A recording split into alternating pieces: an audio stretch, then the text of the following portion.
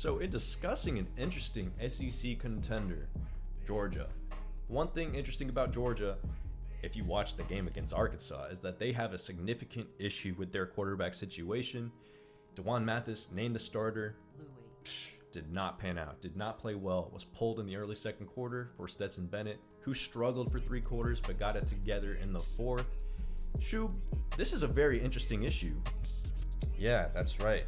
And Kirby Smart has been kind of notorious for dealing with these QB controversies in the past and making a wrong decision here and there. And right now, today, he's got another QB decision to make for a team that is good enough to win the SEC and get into the playoff and win a national championship. This isn't a problem that a lot of these teams that are contending for the college football playoff are having right now, but Georgia finds itself right smack dab in the middle of it. Now let's back up here for a second. Last year, right at the end of the season, we had the news that Jamie Newman, the Wake Forest quarterback, was transferring to Georgia to essentially take over for Jake Fromm.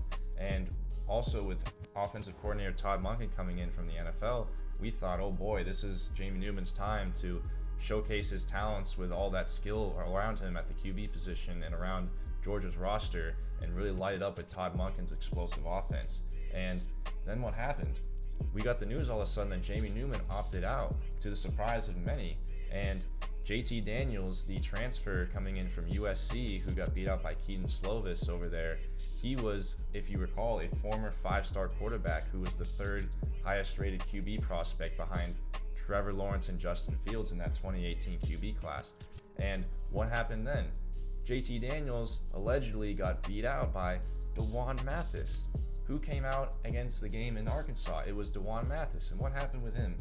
It wasn't good. It was a dud. Like Xan said earlier, it was a dud. Stetson Bennett then came in and struggled at first, but then got it together, and Georgia ended up beating Arkansas by a decent margin like they should. So if you're Kirby Smart right now, JT Daniels apparently was dealing with a little bit of injuries. He would have been not starting this game anyways, but apparently he's ready to go for this week against not Vanderbilt, not Georgia State, Auburn.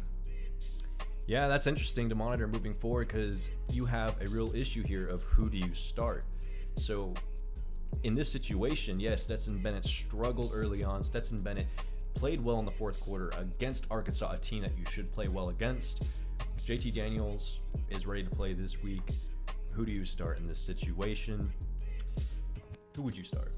It's a mess, but if I was Kirby Smart, I'll just use this logic. I'm no Georgia insider, but all I'm going to say is this. If D'Wan Mathis had allegedly beat out JT Daniels in the first place, based on how D'Wan Mathis played against Arkansas and how better Stetson Bennett looked and how more comfortable he looked in this game after he got together, you would have to say it'd be Stetson Bennett, right? He's the only guy that's got enough snaps to be said that he's had proven success in the offense, proven actual reps in the game this year. When JT Daniels, there's just still so many question marks with him. And like I said, he apparently got beat out by a guy that just came out in the first quarter and looked flat. Yeah, and Stetson Bennett, he put it together in the fourth quarter. He was hot in the fourth quarter. He finally figured it out. So at this point, I think you just ride the hot hand until proven otherwise. You got to give your quarterback a chance. That's what you brought him in there for. So if you're just going to sit him at the first chance to play your other guy that you brought in, you're not really doing yourself a service, and you're doing a disjustice to your own players. Yeah, we'll see how this QB carousel plays out moving forward for Georgia. They're going to need to get it together because unlike them, there's a lot of other teams that are contending for the college football playoff that have their quarterback situations figured out. And like we said, they got Auburn coming into town this weekend, so they got to figure it out fast. And this is one of the reasons that we could very well see, this could very well be Florida's year to win the SEC East. We'll see. We'll see about that. Kyle Trask, we'll see.